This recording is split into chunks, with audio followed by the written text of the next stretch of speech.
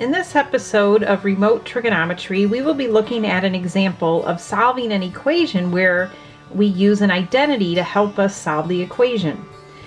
Identities are rules in which we notice that one expression is always the same as another expression.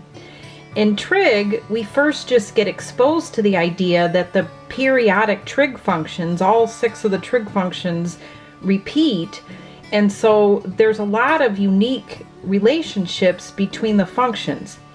And then once you start doing other mathematics in calculus and in physics, etc., you'll learn to recognize how useful the identities are. But we'll get a little taste of that in this episode of solving an equation. So I start off with the equation secant squared plus tangent of x minus 4 equals 0. And one of our Pythagorean identities says that secant squared, so the expression secant squared of x, that's equivalent to 1 plus tangent squared of x. That was one of the Pythagorean identities. Why that's helpful here is if I replace secant squared with 1 plus tangent squared, now my equation is all in terms of tangent. There's not 2 different functions. So cleaning it up, 1 plus negative 4 is negative 3. I then have a quadratic form. It's tangent being squared and then tangent to the first power and then a constant. So it's like that ax squared plus bx plus c form that we can use the quadratic formula on. So that's what I do next. I use the quadratic formula because that's a way to solve quadratic equations, and I could tell this one's not going to factor nicely. So following the quadratic formula, we take the opposite of the linear term, so minus 1, because it was 1 times tangent, and then plus or minus the square root of b squared, so the linear squared, so 1 squared, minus 4 times a times c, so the coefficient on the square, which is a, is 1, and the constant is negative 3. And if I clean that up, I get minus 1 plus or minus the square root of 13 over 2. That's the solution to the quadratic. Tangent was the variable in the quadratic. So tangent then needs to be set equal to those 2 values. And using my calculator, I will find inverse tangent of those values. Again, obviously they're not nice values, so we will use our calculator. Okay, so in the numerator I have minus 1 minus the square root of 13 divided by 2. So notice I carefully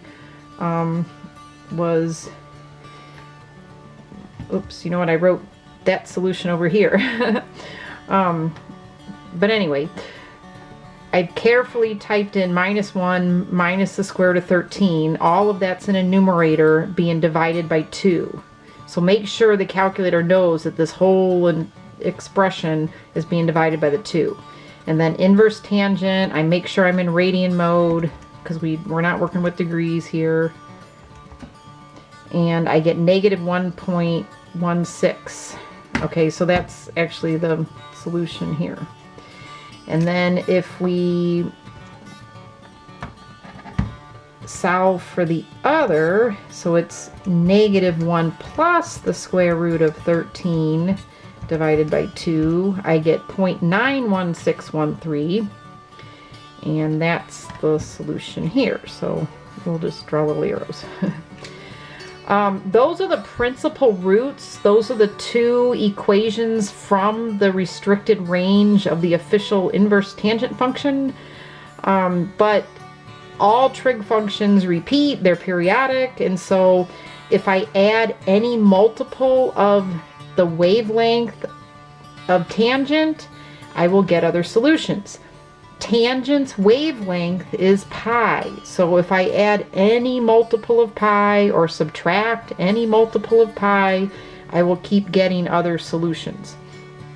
We can see that I've graphed, actually this is the original equation, so secant is the reciprocal of cosine, so I've typed 1 divided by cosine, and then I've squared that expression, and then added tangent and subtracted 4. So that's the original expression that we were given before we substituted the identity.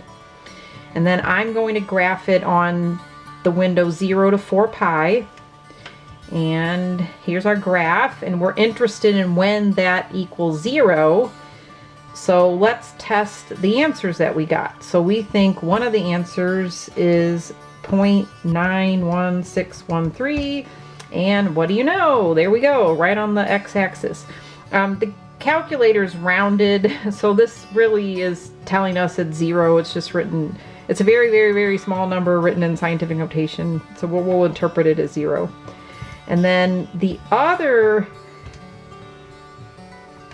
solution was negative 1.16. Now I set my window starting at 0, so I will type negative 1.1611, but then I'll add a wavelength of pi.